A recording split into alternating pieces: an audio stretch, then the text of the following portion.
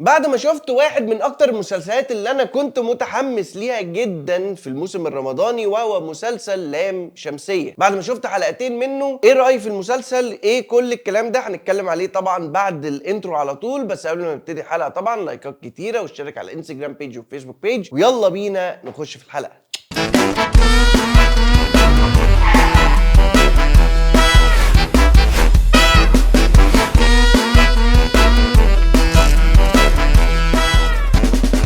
اهلا وسهلا عليكم، انا احمد كمال بتاع افلام. لو تفتكروا بتوع افلام الحلقه بتاعه القائمه الرسميه بتاعه مسلسلات رمضان 2025، لما انا قلت لكم القائمه النهائيه بالنسبه لي لاكتر المسلسلات اللي انا متحمس ليها، كان من ضمنهم طبعا مسلسل لام شمسيه. ولو تفتكروا برضو، يعني لو انتوا على قديمه وبتتفرجوا عليا من زمان جدا، عملنا حلقات كتيره جدا اخبار او الاخبار المسلسلات الجديده وكل الكلام ده من بعد الموسم بتاع لعبه نيوتن على طول. ان منى زكي داخله في مسلسل اسمه لام شمسيه بعد لعبه نيوتن، كان المفروض ينزل السنه اللي بعديها على طول، ولكن المسلسل اتاجل، وبعديها بسنه قالوا هيتعمل تاني ولكن اتاجل، والكاست كله اتغير بالمخرج بكله، واتعمل بمخرج جديد، وهو مخرج العمل ده لام شمسيه حاليا هو المخرج كريم الشناوي، اللي هو يعتبر بقى واحد من المخرجين اللي انت بتنتظر اعمالهم عموما. واصبح المسلسل من بطوله طبعا امينه خليل مكان منى زكي، وبيشارك في البطوله مع امينه خليل الفنان احمد السعداني، محمد شاهين، يسرا اللوزي، ثراء جبيل، صفاء الطوخي، وياسمين العبد. والمسلسل زي ما انا قلت لك من اخراج كريم الشناوي. ولو انت ما تعرفش قبل كده كريم الشناوي عمل ايه، كريم الشناوي اخرج قبل كده مسلسل قابيل، ومسلسل خلي بالك من زيزي، وايضا مسلسل الهرشة السبعة اللي كان يعتبر كل واحد فيهم يعتبر من انجح الاعمال اللي نزلت في الموسم بتاع رمضان اللي نزل ساعتها. والمسلسل من تأليف المؤلفة الكبيرة جدا طبعا مريم نعوم. فيا ترى يا ابو حميد ايه رأيك بعد اول حلقتين من مسلسل لام شمسية؟ اعتقد من وجهة نظري الشخصية حتى الان ان احنا بنتكلم عن واحد من اهم او من اخطر الاعمال اللي اتعملت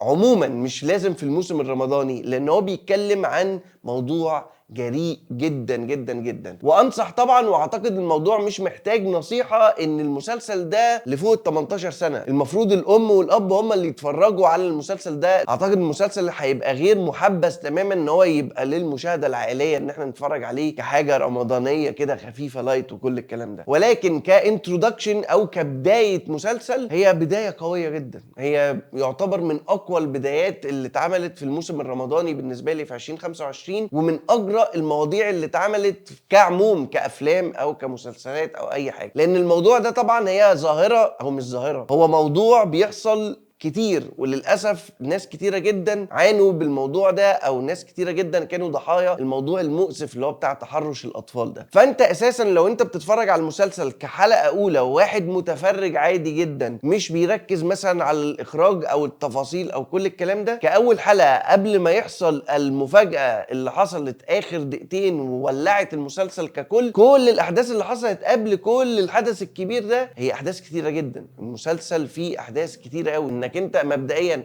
اتعرفت على الشخصيات. وانا ما بحبش المباشره، احنا كل ده بنتكلم على ايجابيات المسلسل حتى الان، ان مفيش مباشره في الموضوع، مفيش بقى اللي هو دي مراتي ودي خطيبتي. انت بتعرف الموضوع مع الوقت، يعني انت بتاخد وقت كده، وفي الاخر انا عارف ومتاكد ان انا هعرف ان مين متجوز مين ومين الكابل او مين ايه اللخبطه اللي انت حاسس بيها في الاول دي. انا متاكد انك انت هتعرف كل حاجه على نهايه الحلقه الاولى، على بدايه الحلقه الثانيه، والحمد لله حتى الان كل ده حصل. فكره انك انت في الاول تايه شويه، انت مش عارف ايه ده، هم يقربوا لبعض ايه، او هم اخوات، هو محمد شاهين واحمد السعداني اخوات، هو امينه خليل ازاي مش كل ده انت ربطته مثلا يعتبر في العيد ميلاد. ابتديت تفهم شويه الشخصيات، ابتديت تفهم ان احمد السعداني كان متجوز وخلف الطفل يوسف، وعرفنا ان امينه خليل هي زوجة احمد السعداني ومش والدته، ولكن في مقام والدته طبعا. وعرفنا مين والدته برضو من خلال العيد ميلاد، وعرفنا ان الفنانه صفاء الطوخي هي والده محمد شاهين ومديره المدرسه اللي فيها امينه خليل. فانت كل الاحداث دي انت بتعرفها، وبتبتدي تعرف برضو احداث تانية، ان احمد السعداني غلط مع ثراء جبيل وهي دلوقتي حامل منه.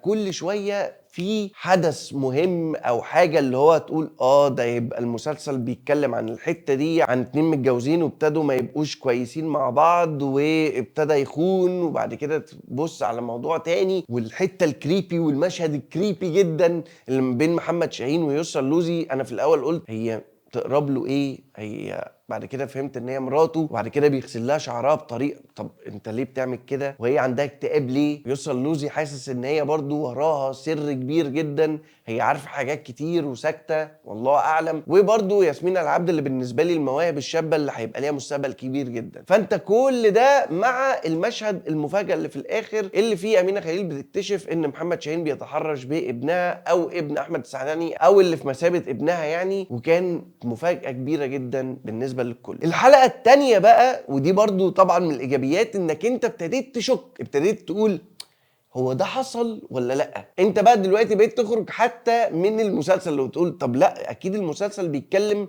عن الموضوع ده، فاكيد ده حصل عشان يعني نتعظ او الناس تاخد بالها ان من اقرب الناس ممكن يحصل حوار متخلف او حوار مقرف زي ده. ولكن انت كل الامور قدامك حتى الان بتخليك تقول هل ممكن محمد شاهين يبقى ضحيه واحنا بنتكلم عن الموضوع ده بس عشان الناس تاخد بالها برضو. فانت كل الاحداث ابتدت تتلخبط بالنسبه لك، او الافكار بقت تتلخبط بالنسبه لك بالنسبه للحلقه الثانيه. وان احمد السعداني اعتقد ان هو واخد صف محمد شاهين، وان هو بعد ما سال امينه خليل ابتدى يحس ان انت شفتيه بس بيحضنه فقط لا غير، طب ما ده زي ابنه، يبقى كده هو ده تحرش وبتاع. فالموضوع ابتدى يلعبك، خاصه برضو ان صفاء التوخي لما جالها الشوك ان هم اترفع على محمد شاهين قضيه تحرش او قضيه هتك عرض، فهي طبعا هتنتقم، واعتقد طبعا مش هتسيب امينه خليل، خاصه ان هي مديرتها في الشغل كمان. فهنشوف احداث كتيره جدا. انا من اكتر مسلسلات طبعا هو بالتاكيد الانطلاقه بتاعتهم كانت قويه جدا، ومتحمس جدا ايه اللي هيحصل، واتمنى من كل قلبي ان المسلسل ده ما يبص في الاخر، وخاصه ان المسلسل ده مكتوب من زمان،